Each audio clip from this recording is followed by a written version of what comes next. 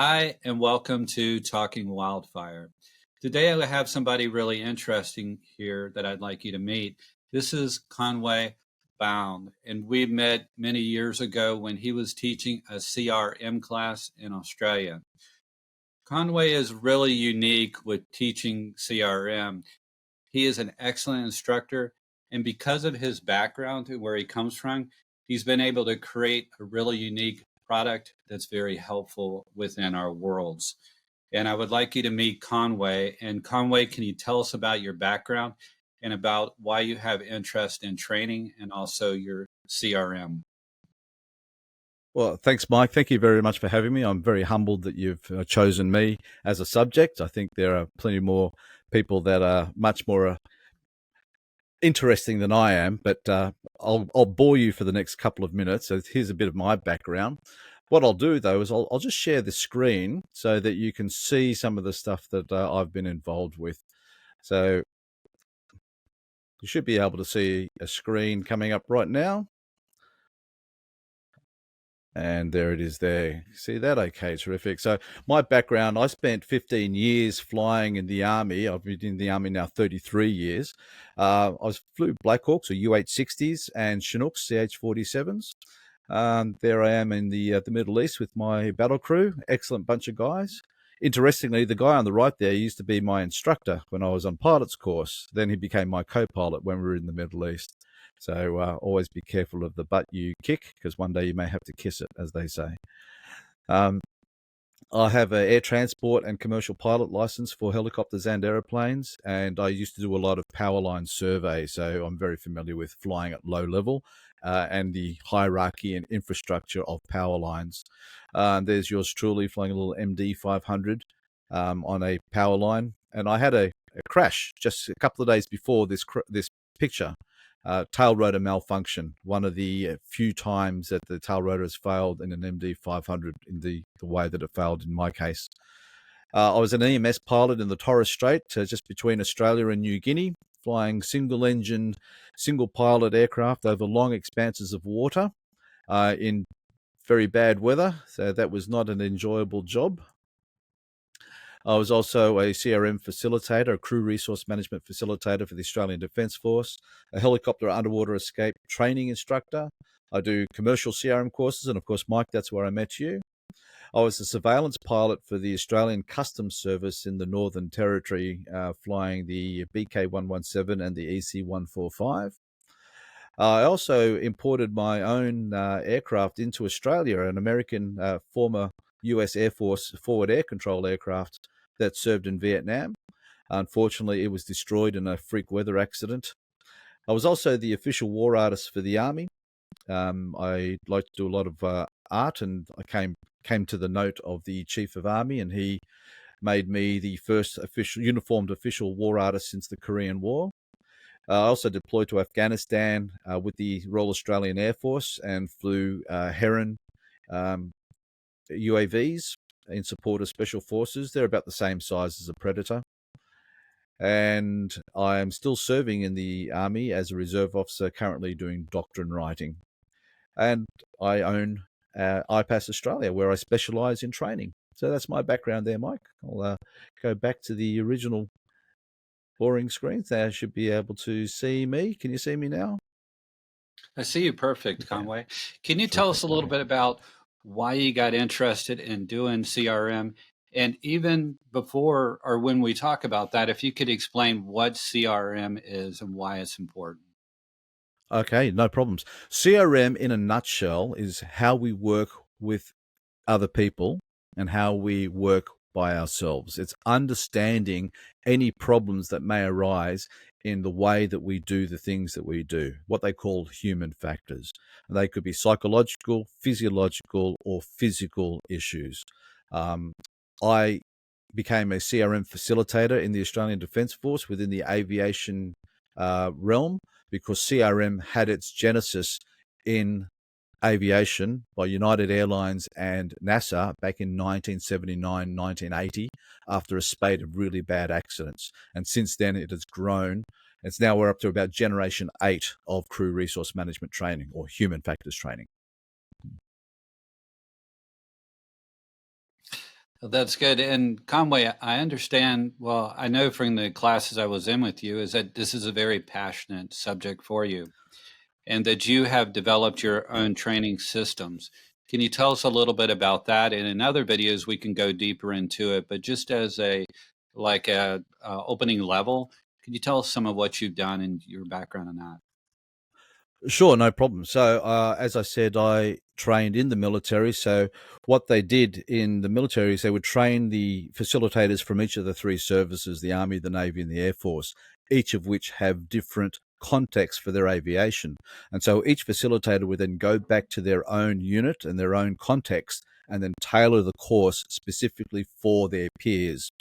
Now, I found that when I was doing that within the Army environment, that being a civilian pilot myself, I thought, well, there is actually a market outside for this sort of training because I knew of plenty of people that had had close calls or accidents and they were all preventable. And so I developed my own course, which specialized in rotary wing flying in the Australian environment at low level. But then I started branching out and looking at the emergency services because the nature of wildfire fighting, or as we say in Australia, bushfire fighting, is very similar to military aviation. Both are fighting an enemy. Military, it's going to be another nation and other people, and in firefighting, it's going to be fire. But we all always have to consider terrain, have to consider the vagaries of the enemy and how we need to outflank them to defeat them.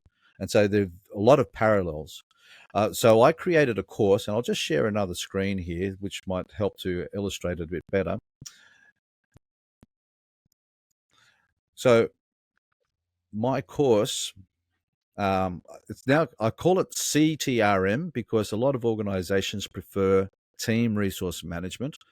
They don't feel that their teams are crews, but they have seen the value in the training. So CTRM is the same as CRM. And it comes, what I do is 10 basic modules. And you can see this circle here describes the modules. And we start off, the pink section here is everything to do with the human body. So element 1.1, we talk about human performance limitations, such as how our eyes work, how our ears work, equilibrioception, that sort of stuff. So element 1.2 is the human mind, personality, communicating, aggression, and those sort of aspects of working as a member of the team. And then element 1.3 is the mind-body interface, things like fatigue or processing information, being distracted, being overloaded with work, and how we can commit mistakes or errors or even violations because of that mind-body interface. So that's the first part where we look at the individual. The second part, we look at where we work together as a team. So we start off with communication, the barriers to communication, and how many problems arise because of a breakdown in communication.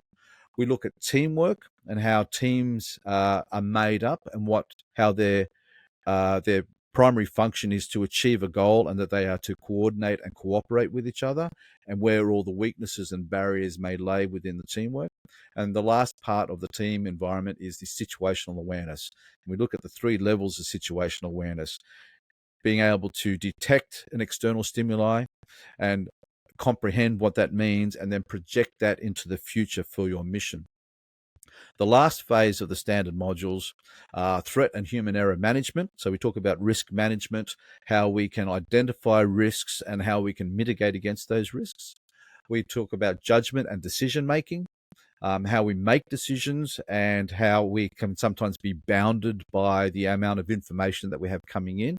Therefore, our decisions aren't going to be as optimal as we would like.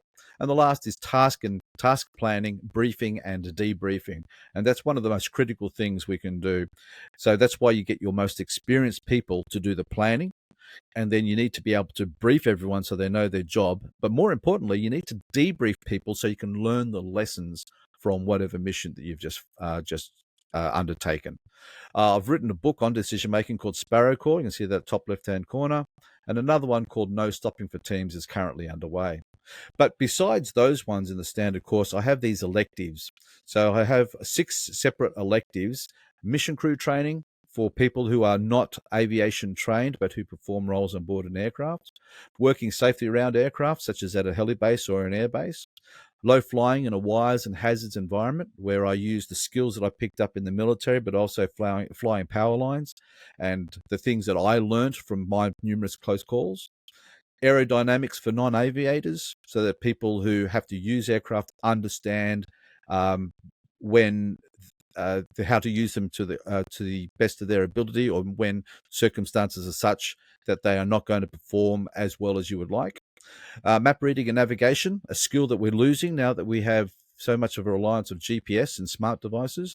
And helicopter landing site safety officer, mainly for ambulance and police officers who may need to create a landing site by an accident or something similar for an EMS helicopter to come in.